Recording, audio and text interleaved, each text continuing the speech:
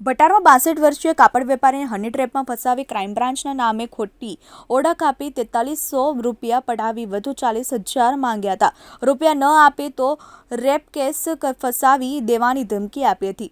વૃદ્ધ વેપારીએ ફરિયાદ આપતા અમરોલી પોલીસે રાજુ ગુજરિયા, ઋત્વિકા ગુજરિયા, રાજેશ કાથરોટિયા, વિજય માળી, તેજલ ઉર્ફે જાનવી પટેલને ઝડપી પાડ્યા હતા. પોલીસે 4,300 રૂપિયા, 6 ફોન અને હાથકડી કબજે કરી લીધી હતી. મૂળ રાજસ્થાનના અને હાલ ભટાર રહેતા 62 વર્ષીય કાપડ વેપારી પણ 3 મહિના પૂર્વ પહેલા મેસેજ મોકલી અને બાદમાં પોતે જાનવી બોલું છું કહી તેમને માયાજાળમાં ફસાવ્યા હતા.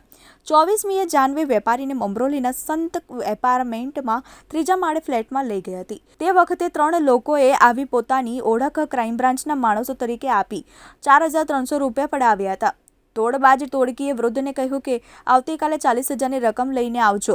રૂપિયા નહીં આપે તો મહિલા બળાત્કારની ફરિયાદ આપશે અને તમારે 20 વર્ષ સુધી અંદર કરાવી દઈશું એમ કહી ડરાવ્યો હતો.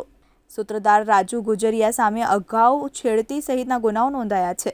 રાજુ કથરોટિયા લૂંટ, ખંડણી સહિતના ગુનામાં પકડાઈ ચૂક્યો છે.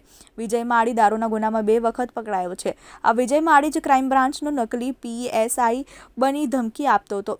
કતારગામ, અમરોલી અને કામરેજ સહિત શહેરમાં હની ટ્રેપના નામે ફસાવી રૂપિયા પડાવતી 150થી વધુ ગેંગ સક્રિય હોવાની વાત સામે આવી છે. અમરોલીમાં ઝડપાયેલી ટોળકીએ અત્યાર સુધી 40થી વધુ યુવકો પાસેથી 20 લાખ રૂપિયા પડાવ્યા હોવાની પણ વાત છે.